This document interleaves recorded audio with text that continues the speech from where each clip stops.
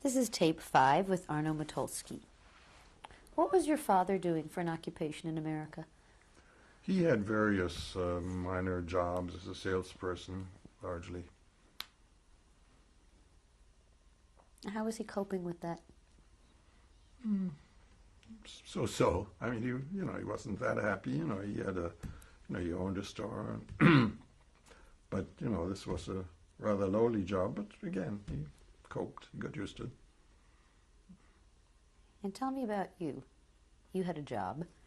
Yes, well, my first job was at Michael Reese Hospital in the virology animal room, and so I had a full-time job there, but I also wanted to go to college. And in those days, I guess it may be possible, I was able to arrange for an almost full-time college course by going in the evening and on Saturday afternoon in one of the colleges called Central Y College in Chicago. And so that's what I did. During the day, I worked in the animal lab. In the evening, I went to school. On Saturday, I went to school. And on Sunday, I rested, or did homework, a thing like that. So that went on in 41, 42. And then, since what I'd studied was, I'd been interested for some time already when I was in France in the camps to go into medicine. In fact, I thought first I wanted to go into psychiatry, but later on I went off that. And so I wanted to study medicine, and so I went in pre-medical courses. And then in 1943, I was asked to join the Army. I went in the Army, and they asked me what I had done before. And to make a long story short, in those days, they had what's called the Army Specialized Training Program, and they thought they would need doctors in the Army. So instead of sending you to the infantry, they sent you to school, back to school full time though. And instead of working as an animal man in Chicago and going in the evening to Central Y College, they sent me to Yale University. That was quite a jump, and very, very lucky. The American Army. Upon your arrival to America, how was your command of the English language? Pretty good. I'd studied English earlier, although English was my first foreign language. I guess my first foreign language was Hebrew.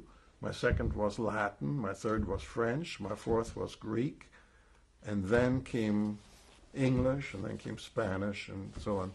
So, but, since I knew I was going to America, I tried to, learn to do more English. So I certainly could write it. And I noticed some of the things I wrote about some of these experiences, which I found also in my papers recently, written not pretty well, written a few months after I got here. So, but, living in an American environment, that I had no problem. That went very fast. I mean, I still have an accent, as you can hear, but some people might not even hear it, but I think I do. During the war years, did you have any knowledge of the whereabouts of your mother and siblings? Well, yes. No, yeah, during the war years. We knew that they'd been in Belgium. I left them in Belgium. What had happened is they fled the Germans into France. The German army overtook them and sent them back to Brussels, now under German occupation.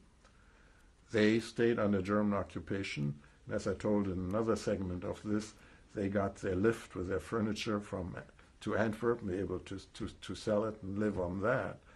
And then in 1943, they got the order from the Germans to appear someplace for movement to Poland and to deportation.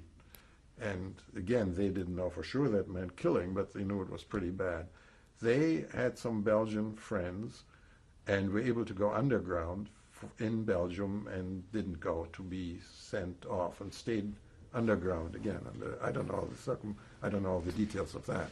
It doesn't matter for here. But then it was known that you could go illegally to Switzerland, that there were people at the Swiss-French border that took you over. So they went with false papers and so on from the underground living in Belgium to France at the Swiss border. And again, to make a long story short, one night the passer took him across the border into Switzerland, and they were very lucky that they weren't sent back. That in many cases, you may have heard that people who were caught right as they crossed were sent back. The Swiss wouldn't let them in. My mother had an American visa, earlier. So, again, long story.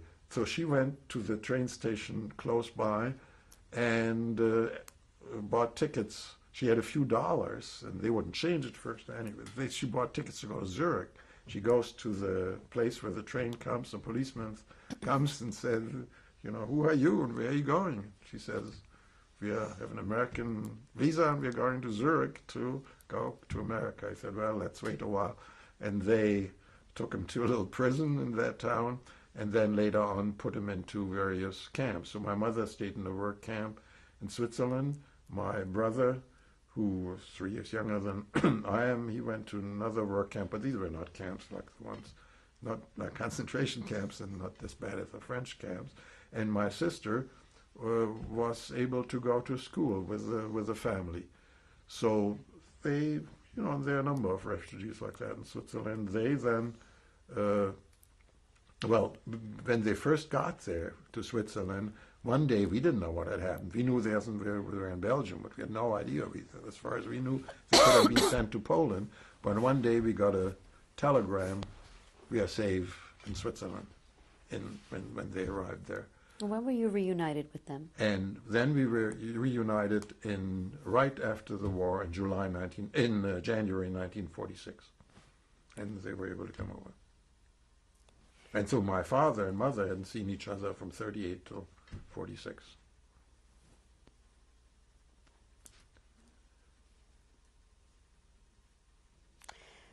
You had gone on to Yale. Yes, so I went to school in Yale, and I finished my pre-medical course, and it was very nice. They were very great professors, and I certainly enjoyed it. And, could do all kinds of reading in the library there, suddenly to come to a mecca of academia from what you've heard, being animal man and refugee and so on, couldn't believe it. Then when I was finished with the course there, the medical school, one reason they sent me in, I forgot to mention that, which was very important, they sent me to Yale, was I'd been accepted to go to medical school at the University of Illinois in Chicago. So that helped me to be sent to finish my pre-medical course. But the school didn't start until 4 or 5 months later, so they assigned me to a Army hospital, Camp Atterbury in Massachusetts, where I worked as a medic in the ward, an attendant and so on, so being acculturated to medical wards and so on. That was an interesting experience. And when medical school started, I was sent back to Chicago to be a medical student under the Army Specialized Training Program. And, it was a hard course. There was no summer vacation, nothing, and I did very well. I was second in my class of 150 people. And when medical school was over, in 1947, I became an intern at a Jewish hospital in Chicago, Michael Reese Hospital, which is pretty well known. And then I spent a year in research in blood diseases, and that's I got interested in genetic blood diseases. And then I went back to a clinical medicine to do a residency in internal medicine. And so that took me to 1951. At that point, I'd gotten a job as a postdoctoral fellow at Harvard, but I couldn't go to Harvard because the Korean War had started. Maybe that's how Korea came up.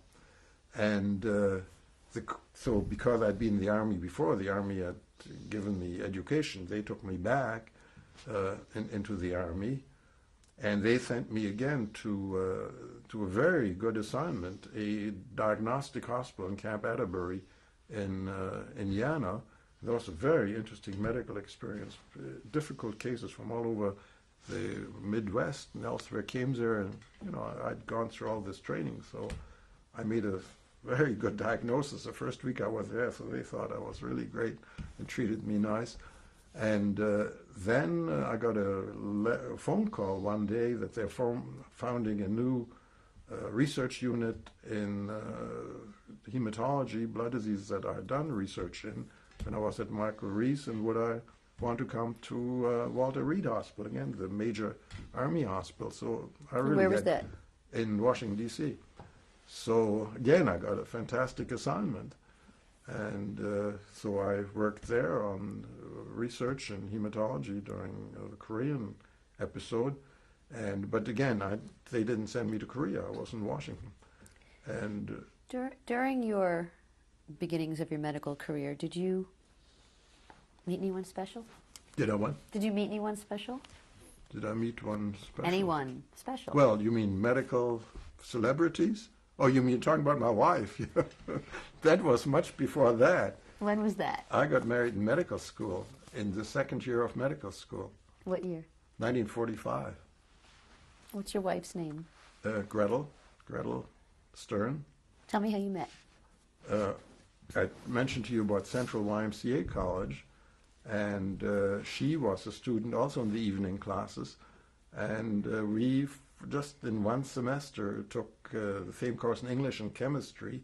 She didn't like chemistry, and then she didn't take those kind of courses, but so we became friendly, although we didn't date initially, but then later on a friend of hers invited me to a party where she was, and we became very friendly. And then when I went away to Yale, we wrote each other, and when I came back to Chicago, we again, were very close together. And so we decided, it was wartime, and why not get married? So we got married very young in spring 1945. I was barely 22 and she was 21. In fact, I wasn't even 22. And my mother hadn't even gotten here yet. She was still in Switzerland. So my father didn't like that. So what do you have to rush getting married so soon? But we insisted we had our own mind, and it has worked out very well. So when my mother came in January 1946, I could present her with my wife. We both went to New York to pick up when her boat. What was that reunion like with your mother? Well, that was very emotional. I hadn't seen her for many years. My father hadn't seen her since '38. I hadn't seen her since 1940. So again, it's a little difficult, not having been with your mother, but we got along very well. And she was a very friendly, warm kind of a woman. She was a matriarch and kept everyone together in the family and had a wonderful relationship, with me and with Gretel, and that worked out. Do you have children? Well. Do you have children? My children. Well, we were married in '45, and our first daughter, Judy, who you may see tonight still, she was born in '48, and my son, Harvey, was born in '52, and my youngest daughter, Arlene, was born in '55. By that time, we were in Seattle. Now, let me get back a little bit. I guess, let's see, where did we, in my medical career, I guess in 1951, I'm finished at Walter Reed in '53, and they, in Seattle, they had a new medical school, which had started in '46, and they had a very good reputation already, and the man who was a hematologist, blood disease specialist there, Finch, he had heard about me, some of the work I'd done, and he asked me whether I would join his division as an instructor. And I said, well, I really want to go back to Harvard to take my postdoctoral fellowship, which was very good, but Harvard was unwilling to take me because quite a few postdocs who'd been in the Army had backed up, and they couldn't take everyone. And there was someone else who got that job. So I didn't even have the choice to go to Harvard, so I said Seattle sounded great, and they're going to put me on the faculty even. So I came here, and Seattle has worked out wonderfully for me because for academic reasons, and this is a nice town to educate your children and grow up. So I had quite a few offers, and I almost went once or twice, and then when the chips were down, I stayed in Seattle. Did your medical career come into play at any point later in your life with post-war activities? Yes, well, what I guess you're referring to is my being sort of an expert witness during the hearing of Mengele, who had worked in Auschwitz. The reason they asked me is that my medical training as a scientist is in medical genetics, that is, the effect of genetics, hereditary diseases, hereditary traits on disease, and interaction of heredity environment, and that's what I'm known for in medicine. In fact, I started one of the first units of medical genetics in a medical school here in Seattle, and we educated many of the medical geneticists in this country and abroad. One of my students, one of the postdocs, won the Nobel Prize, and we have all kinds of good people who came through. So I got pretty well known in the field here and abroad.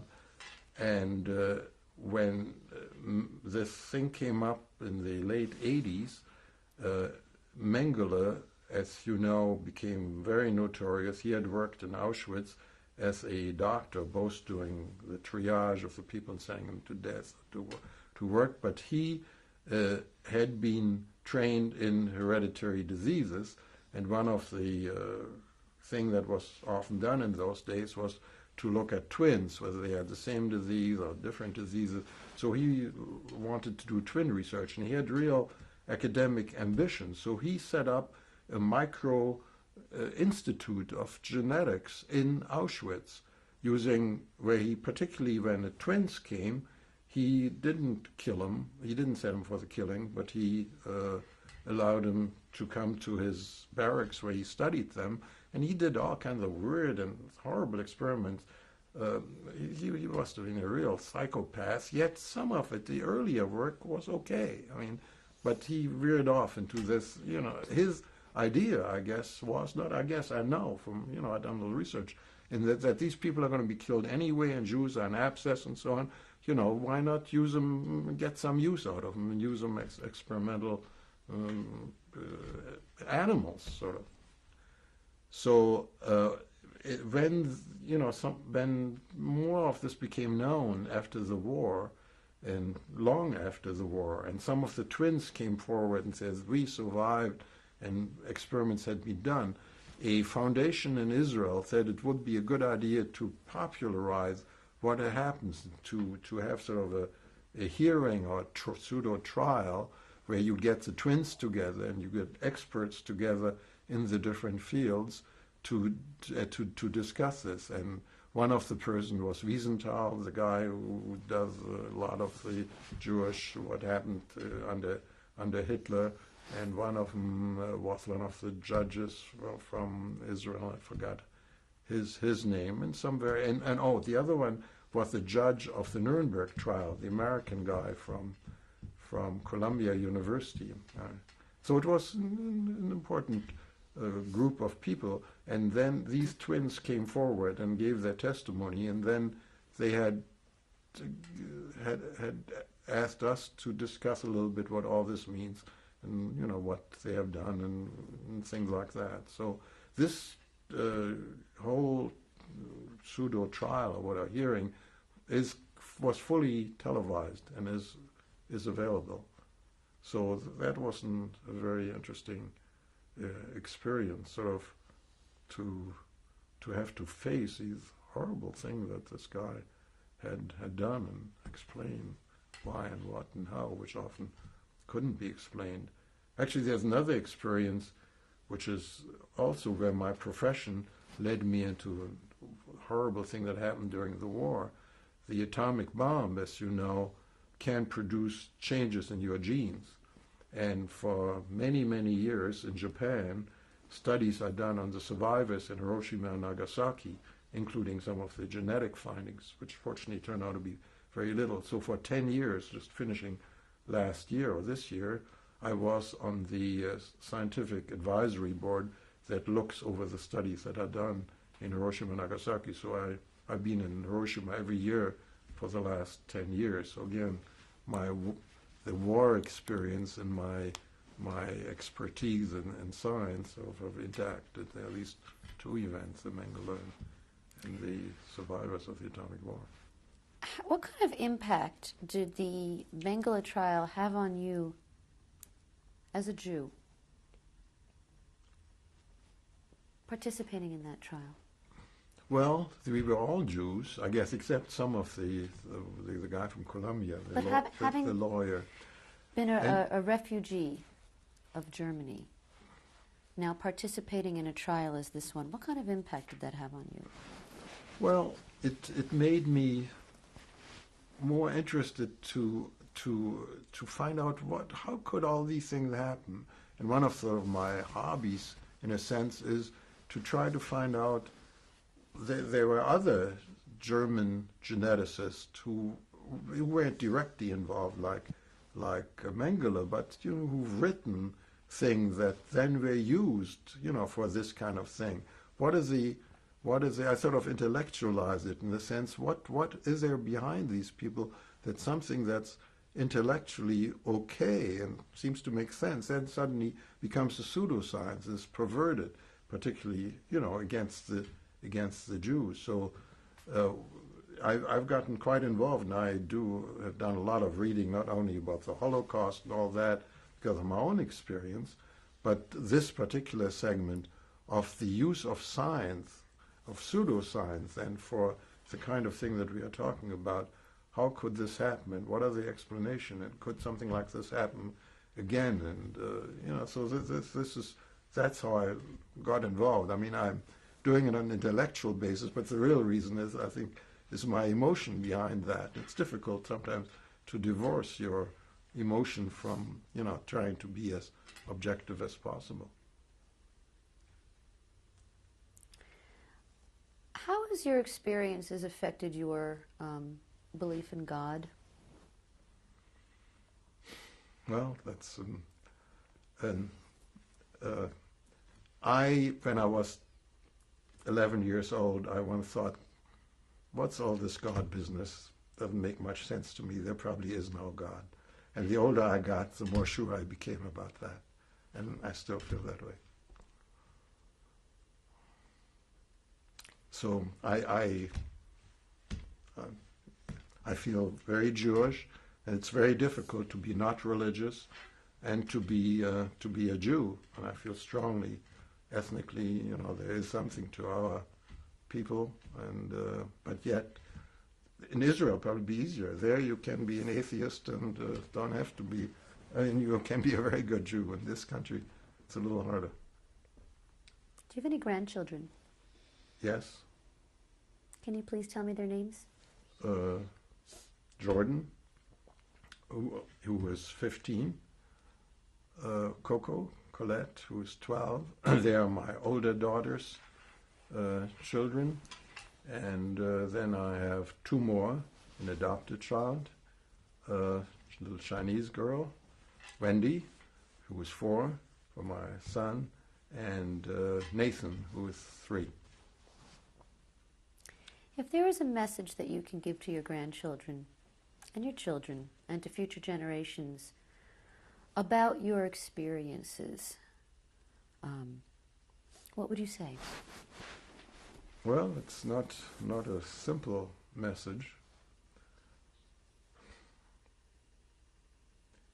It's that there are many bad things in this world, and but there are many good things about human beings, that we should try to be good to other people and bring out the best in people, but be prepared that you will meet things that may not be what you'd hope for, and that there are bad people.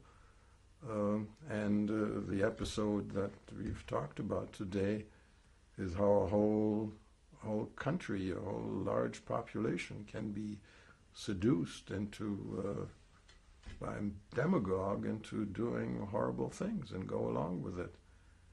And since in Jewish history this had happened not quite as badly, but for many years, one never knows, it might happen again. But that's, I guess, the fate of being a Jew. Is there anything you would like to add? No, I think we covered a lot of territory,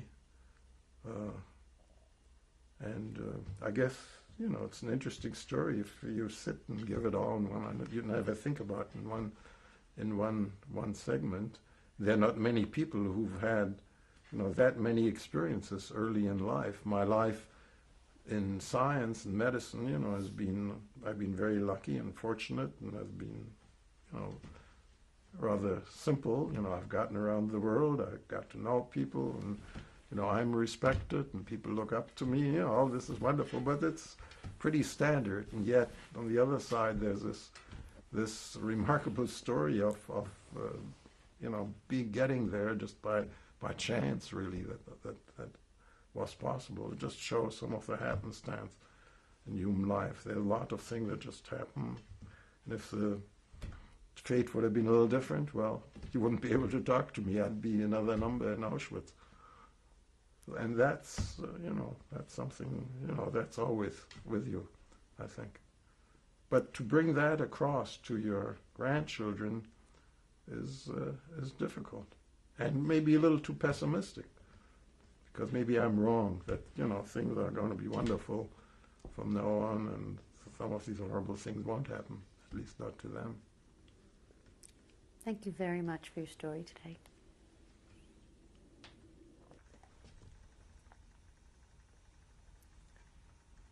This is a picture of my father's mother, my paternal grandmother. Her name is Doris Motulsky. Her unmarried name was Aschenheim.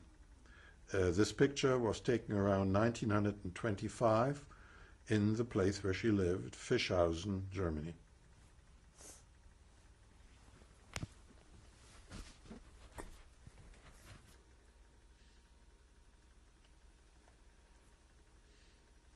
This is my father's father, my paternal grandfather, Max Motulsky. This picture was taken in 1938 in Hamburg, Germany.